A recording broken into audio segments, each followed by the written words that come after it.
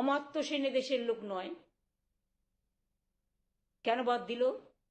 আমি যদি দু একটা আপনাদের প্রেসিডেন্ট বলি, I think it is enough. Amartya Sen Nobel জয়ী বাংলাকে গর্বিত করেছেন। আজ রবীন্দ্রনাথ ঠাকুর থাকলে আমি জানি না তার নামটাও বাদ দিতেন হয়তো। অমাত্য সেনকে প্রথমে বাটি ছাড়া করেছিল, মানে ভিটে ছাড়া। তখন তিনি রেকর্ড খুঁজে পেলেন, আমিও গিয়েছিলাম দেখা করতে। তার বউয়ের সাথে তার কত বয়সের ডিফারেন্স, সেটা নাকি লজিস্টিক ডিসক্রিপেন্সিস। আমি যতদূর জানি অমাত্য সেন নিশ্চয়ই 85 বছরের বেশি, অন্তত এখন 92। তো তার সাথে যখন বিয়ে হয়েছিল 92 বছর আগে, ফিরিয়ে যান তো, তখন তো ইনস্টিটিউশন ডেলিভারি কি ছিল? সব তো হোম ডেলিভারি ছিল। একজনকে বলছে তোমার 6টা ছেলে মেয়ের একই নাম বাবা মায়ের। আরে কারো ঘরে 5 ভাই বোন থাকতে পারে না? আমরাই তো, আমার এক ভাই মারা গেছে, 5 ভাই 2 বোন, তো আমার বাবার মার নাম তো একটাই হবে না? জিজ্ঞেস করুন দলদাসদের নাম হবে। জয় গোস্বামী বিখ্যাত কবি, তার নাম বাদ। কি অপরাধ তার? দেব শুধু একজন হিরো নয়, 3বার এমপিও হয়েছে, তার পাসপোর্ট থেকে শুরু করে সবকিছু আছে, বাদ। Laxmi Ratan Shukla, popular cricketer of Bengal, ইন্ডিয়াতেও খেলেছে মনে হয় সম্ভবত, তার নামও বাদ। স্বামীর নামও বাদ, কমটন দত্তর নামও বাদ। তার মানে কি বিজেপির পলিসিটাকে সব জীবন্ত লোককে বাদ দাও, আর জীবন্ত লোকেদের মৃত বানিয়ে দাও, আর ছলনা করে এআই কে দিয়ে, আর দলদাসকে ইলেকশন কমিশনের চেয়ারম্যান করে দেশটাকে লুটে পুটে খাও। আমি সবাইকে অ্যালার্ট করছি, কোর্টে কিন্তু কেস চলছে, কোর্টের প্রতি আমাদের ভরসা আছে। আমরা দেখব মানুষের অধিকার যাতে রক্ষিত হয়, আমরা তাদের কথাগুলো বলবো। যারা এখনো আত্মহত্যা করছেন, নিজের জীবন বিসর্জন দিচ্ছেন, তাদের উদ্দেশ্যে আবার বলবো, ভয় পাবেন না। এবং মাইক্রো অবজারভার যা কোনো স্টেটে নেই, micro observer is not allowed in SIR rule. শুধু বাংলায় কেন, আসামে নয় কেন,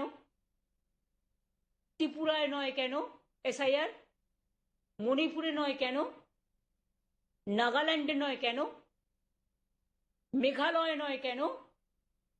এগুলো তো ইস্টার্নের সব বর্ডার। একমাত্র 4টে স্টেটে ইলেকশন হচ্ছে, তার মধ্যে 3টে অপোজিশন স্টেট। সেখানে তুমি এসআইআর এর নামে টোটাল ভোট বাদ দিচ্ছ একতরফা ভাবে, এবং নিজেকে সুপারম্যান ভাবছো।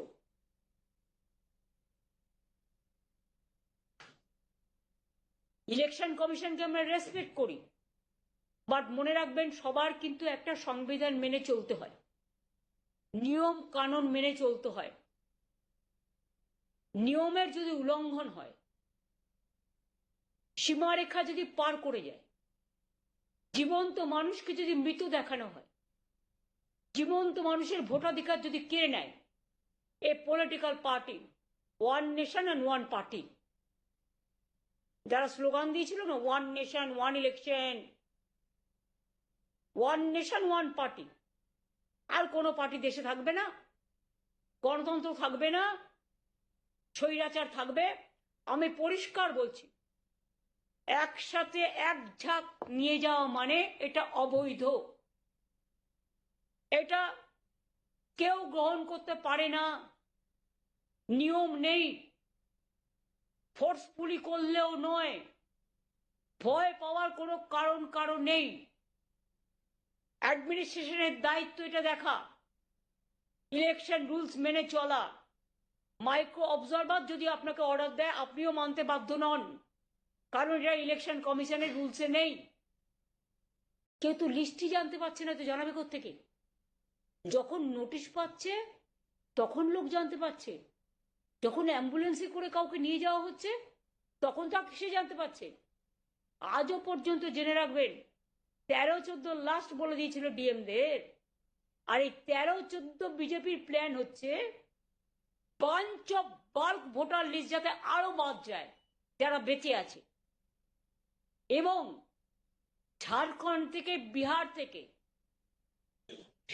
যেরকম বিহারে ভোট দিতে গিয়েছিল না রেলে করে, ভুলে যাননি নিশ্চয়ই আপনারা, সেই রকম বাংলায় যাতে ঝাড়খণ্ড থেকে ভোট দিতে আসে, উড়িষ্যা থেকে ভোট দিতে আসে, বিহার থেকে ভোট দিতে আসে, প্রত্যেকটা পুলিশ স্টেশন অনুযায়ী কোথাও বিএলও, কোথাও ইআরও, কোথাও ডিএম অফিস, কোথাও এসডিও অফিস সেট করে কোথাও 10,000 লোকের নাম একসাথে নিয়ে গেছে বাল্ক, যেটা ইল্লিগাল, করতে পারে না আরো জীবন্ত লোকেদের নাম বাদ দিতে।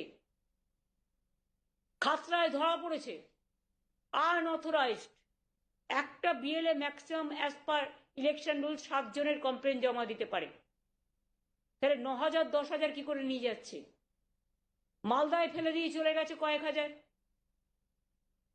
সব বিহারের লোক ম্যাক্সিমাম, হয়তো 100 এখানকার লোক থাকতে পারে। সে নিজে করবে, তুমি কে? তোমার এজেন্সি কেন করবে?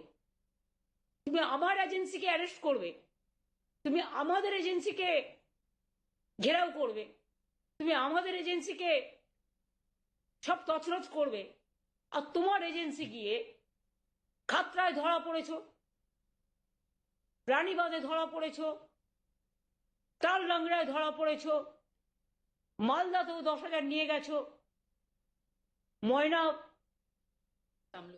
তমলুক ময়না সেখানেও কয়েক হাজার নিয়ে গিয়েছ, সব থানাতেই নিয়ে গেছে। ব্যারাকপুরেও বড় নেতার ছেলে নিয়ে গেছিল, এগুলো তো আনঅথরাইজড, এগুলো উইদাউট ভেরিফিকেশন কেউ কি অ্যাকসেপ্ট করতে পারে? তাহলে বিএলআর ওদের কি প্রয়োজন ছিল তখন? এখন তো এগুলো হচ্ছে না।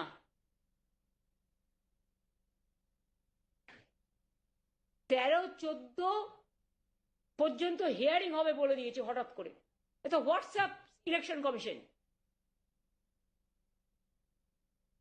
সব হোয়াটসঅ্যাপ বিজেপি যা বলছে উনি প্রতিদিন চেঞ্জ করছে, দিনে একটা, রাতে একটা, মধ্যবেলায় একটা, বিকেল বেলায় একটা, ভোরবেলায় একটা, ঘুমোতে যাবার আগে একটা, পরে আপনাদের দিয়ে দেবে সৌম।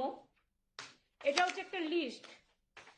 ধরুন ডিও ক্লিয়ার করেছে, ধরুন ডিএম ক্লিয়ার করেছে, ইআরও ক্লিয়ার করেছে, বিএলআরও ক্লিয়ার করেছে, কিন্তু লাস্টে একটা নাম রেখে দিয়েছে একটা জায়গা, মাইক্রো অবজারভার হরিদাস সব, তারা বিজেপির দলদাস, তারা ক্রস করে দিলেই নামগুলো যেগুলো লগ ইন করেছিল সেগুলো সব ফেরত চলে আসছে। ইতিমধ্যে আমাদের কাছে খবর এসছে যাদের এমনকি হিয়ারিং এ ডাকা হয়েছিল তাদের মধ্যে কয়েক লাখ নাম লগ ইন করেছিল ডিএমরা, টোটালটাকে ব্লক করে দেওয়া হয়েছে এবং তাদের বাতিল করে দেওয়া হয়েছে। জঘন্য ষড়যন্ত্র। গণতন্ত্র হচ্ছে, নির্বাচন হচ্ছে গণতন্ত্রের একটা, গণতন্ত্রের উৎসব, কিন্তু সেখানে জনগণ ঠিক করবে কাকে ভোট দেবে, কাকে নির্বাচিত করবে, কাকে করবেন না। কিন্তু সেখানে ইলেকশন কমিশন ভোটের আগেই অর্ধেক লোকের ভোট কেটে দিয়ে তিনি নির্বাচিত সরকার ঠিক করে দিচ্ছেন, এই কৈফিয়ত তাকে দিতে হবে।